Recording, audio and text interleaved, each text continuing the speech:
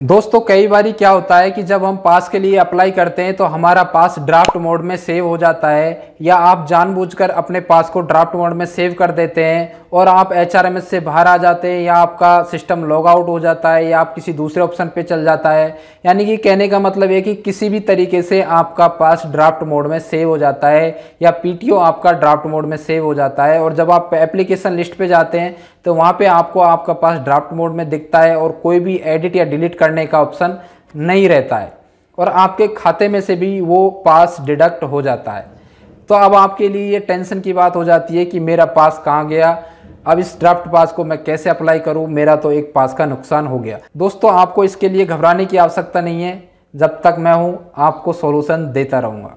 तो दोस्तों आप उस ड्राफ्ट पास को किस तरीके से एडिट करके दोबारा सबमिट कर सकते हैं या डिलीट कर सकते हैं, फिर से अपने खाते में उसको क्रेडिट बैक कर सकते हैं, इस वीडियो में हम उसको कंप्लीट सीखेंगे।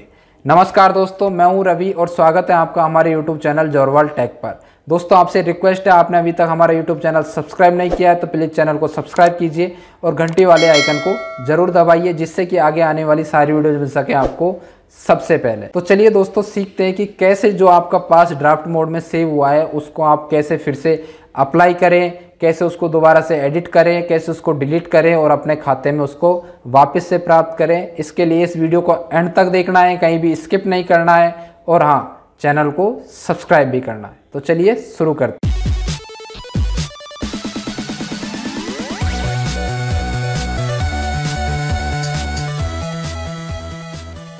तो दोस्तों जब भी हम पास के लिए अप्लाई करते हैं तो हमें पास के लिए सोच समझकर अप्लाई करना चाहिए कि आपको पास कहाँ से कहाँ का लेना है। उसमें ब्रेक जर्नी उतनी ही डालें जितनी आपके काम में आने वाली है, फालतू की ब्रेक जर्नी नहीं डालें, नहीं तो आपको रिजर्वेशन करते समय कई सारी दिक्कतों का सामना करना पड़ सकता है। तो चलिए दोस्तों देखते हैं कि कैसे आप ड्राफ्ट हुए पास को फिर से सबमिट कर सकते हैं या डिलीट कर सकते हैं। दोस्तों हम लॉगिन हो चुके हैं एक एम्प्लॉय की आईडी से। आपको ये काम या तो किसी लैपटॉप या कंप्यूटर पे करना है या मोबाइल के किसी भी ब्राउज़र पे जाके आपको एचआरएमएस खोलना है और वहाँ पे जाके आपको अपनी आईडी से लॉगिन करना है। तो दोस्तों हम लॉगिन हो चुके हैं एक एम्प्लॉय की आईडी से। आपको सबसे पहले इस पास वाले ऑप्शन पर जाना है, जहाँ हम जाके पास अप्लाई करते हैं। यहाँ पे सबसे पहला ऑप्शन आता है apply for E pass and EPTO. ठीक है दोस्तों, तो इस वाले ऑप्शन पर हम क्लिक करेंगे। क्लिक करने के बाद आपके सामने इस तरीके का इंटरफेस आता है। ठीक है दोस्तों, अगर इस तरीके का नहीं आता है तो इसका मतलब है कि आपके या तो मैनुअल पास डिक्लेरेशन में कोई दिक्कत है या आपके फैमिली डिक्लेरेशन में कोई दिक्कत है, वो आप मेरा पिछला वीडियो देख के कर सकते हैं। तो हम यहाँ से जाते हैं, टाइप ऑफ पास को सेलेक्ट करते हैं। ये देखिए यहाँ से हम पास को अप्लाई कर सकते हैं। ठीक है, या फिर हम पास पीटीओ वाले ऑप्शन पर जाएंगे और यहाँ से फिर ये वाली स्क्रीन हमारे सामने आ जाएगी और यहाँ से हम चूज करेंगे कि आपको पास लेना है या पीटीओ लेना है। तो मुझे फ़िलहाल एक प्रिविलेज पास ले लेते हैं।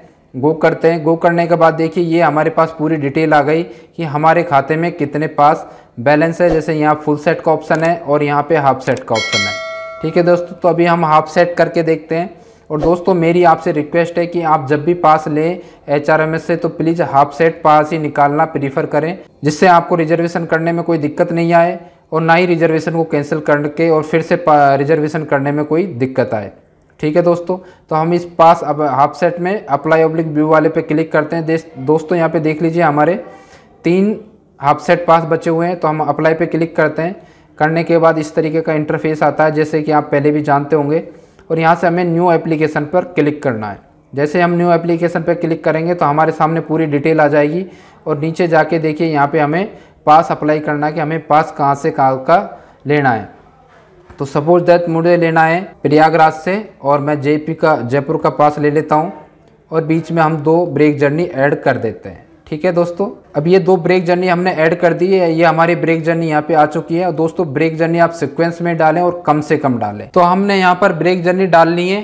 अब यहाँ पे हम नीचे आए, यहाँ से हमको फैमिली मेम्बर चूज करने हैं जो हमको पास में लेने हैं।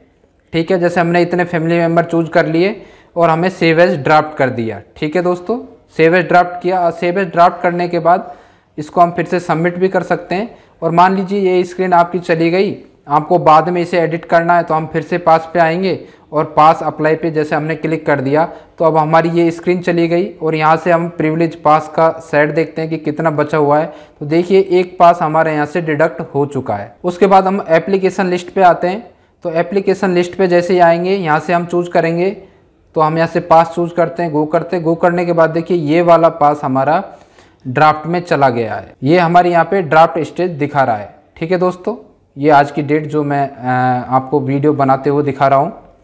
ठीक है दोस्तों, अब ये पास हो गया तो इसको कहीं पे ना तो एडिट करने का ऑप्शन है ना डिलीट करने का ऑप्शन है। और आपका जब हम ये पास वाले ऑप्शन पे जाएंगे और पास अप्लाई फॉर ई पास पे क्लिक करेंगे और यहाँ से हम पास सेलेक्ट करते हैं, गो करते हैं, तो यहाँ से हमारा पास भी डिडक्ट हो चुका है।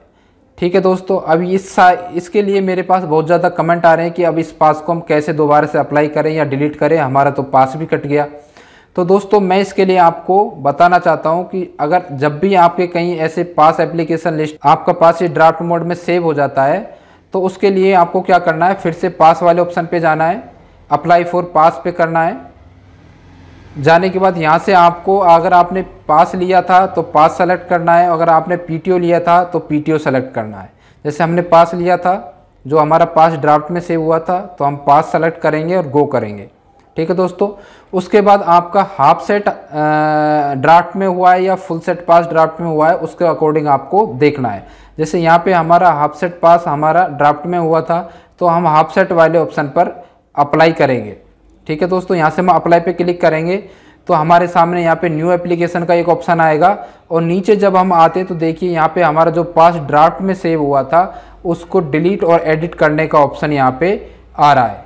ठीक है दोस्तों, ये जो हमारा पास जो हमारा ड्राफ्ट में सेव हुआ था, इस पास को यहाँ पर हमें ये तो एडिट करने का ऑप्शन है और ये वाला हमारा डिलीट करने का ऑप्शन है।